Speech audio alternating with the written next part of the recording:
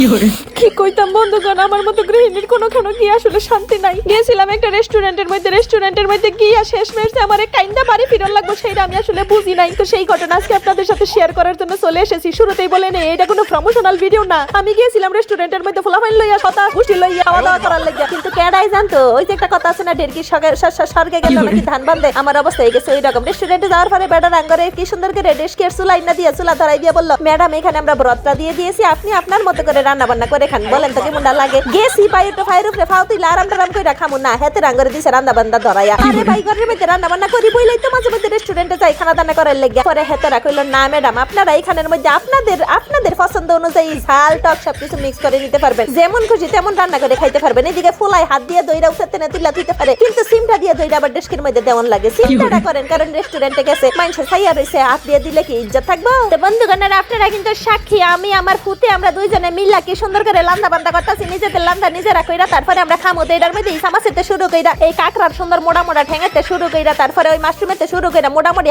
আরো কত কত জিনিস জানি দিছে। আমার আসলে না মনে নাই। গেছি রাইন্দা খাইতাম, বেটারা বাজার কইরা আইন্দা টেবিলের মধ্যে সাজাইয়া দিছে। তো আমার আর রাইন্দা গরম গরম খাইতে সমস্যাটা কি কোন? যাই হোক, এদিকে সবার শেষে কালা যে সসের মতো দেখতে জিনিসটা ব্যবহার করেছি, এটা হইতেছে প্রচন্ড পরিমাণে ঝাল। এই জিনিস খাওয়ার পরের দিন সকালবেলা খবর হবে যে কেমন ঝাল। যাই হোক, সবকিছু যখন আমাদের মোটামুটি হয়ে এসেছে তখন হেতেরা আমাদেরকে একটা বাস্কেট এনে দিয়েছিল। বাপরে বাপ, ভাগ্যি সেই জিনিস আমারে নিজে নিজে ফেরাই করতে হয় নাই, বেটারা ফেরাই করে এনে দিয়েছে। এই জিনিস দেখে পরে দিয়ে আমি আমার ফুটে আমরা সদা গোষ্ঠী সপরিবারে ঝাঁপিয়ে পড়েছিলাম খানা দানা করার জন্য। এদিকে দেখেন একটা আস্তা কাকড়াও হেতেরা ভেজে দিয়েছে। কত পরিমাণে দয়ালু রেস্টুরেন্ট, চিন্তা করা যায়। হেতেরা যদি জিনিস সঙ্গে ভাইজা না দিত তাহলে তো এই ডাঙ্গরে ভাইজা খাওয়ান লাগতো। তো যাই হোক, ওইদিকে ওই ভাজা জিনিসটা খাইতে খাইতে এইদিকে আমগো সুন্দর কইরা এই যে সি ফুড বয়েলের ডাব্বা রেডি হয়ে গেছে। এখন উপরে এটারে বলে সিজনিং। সিজনিং মানে কি আমি জানি না, শুনেছি যার কারণে বলতেছি। এটা সুন্দর করে সিরাই বিড়াই দিলে আমাদের রেসিপি মোটামুটি বটবট বটবট করে রেডি হয়ে যাবে। এইদিকে সুন্দর করে ভাজা ভুজা কাকড়াড়ি খেয়ে নিয়েছি। আচ্ছা, মাঝখানে বলে নি এই জায়গাটার নাম হইতেছে খানদানি খানাপিনা। হেতেরা ওইখানে সি ফুড বয়েল তো আপনারা সকালতে খেতে গিয়েছিলেন, খেয়ে আলাদা অভিজ্ঞতা, ঠিক আছে। কিন্তু হেতেরা এবার যে ব্যবস্থা করেছে এই সি ফুড বয়েল মানে একেবারে জেতা জেতা আপনাদের নিজেরা রান্না করে খেতে হবে, নিজেদের পছন্দ অনুযায়ী সবকিছু হেতেরা তৈরি করে দিবে। আপনার চোখের সামনে মুখের সামনে এরকম একটা চুলা জ্বালাই দিবে আর এরকম ফট রেডি করে দিবে। সেইটার মধ্যে সবকিছু এরকম সুবিয়ে সুবিয়ে আপনি আপনার মতো করে ঝাল এড করে রান্না করে খেতে হবে। তো যাই হোক, শুরুতেই বলে নিয়েছিলাম এটা কোনো প্রমোশনাল ভিডিও না, যার কারণে আমি কান্দাকাটি করে এসেছি। একটা গৃহিণী ঘরের মধ্যে ডেলি কাম কাজ করে রাখায়, আমার এনের মধ্যে গিয়ে কাম কাজ করে রাখা অন লাগতেছে, এই সাথে আবার বাইরেও দেওয়া লাগতেছে। আরে ভাই, আমরা নাইলে রাইন দেখাইছি, আপনাদের ওয়েটার গুলা তো আমাদেরকে একটু সার্ভ করে দিতে পারতো, একটু তো হেল্প করতে পারতো। কিন্তু না ভাইজানেরা তার কাছে আসে নাই, বলে যে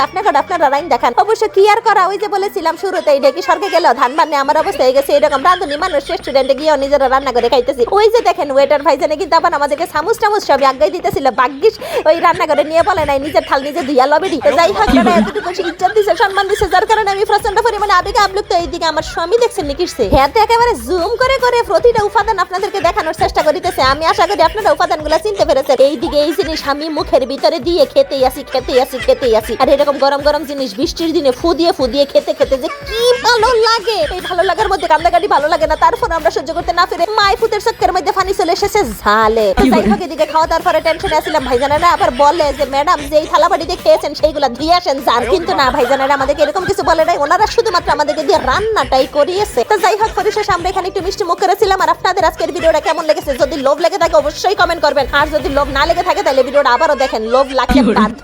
দেখা হইতেছে পরবর্তী ভিডিওতে। সে পর্যন্ত সবাই খুব ভালো থাকবেন। Tata, good bye. আর ভিডিও শেয়ার করেন না, ভিডিও শেয়ার করেন।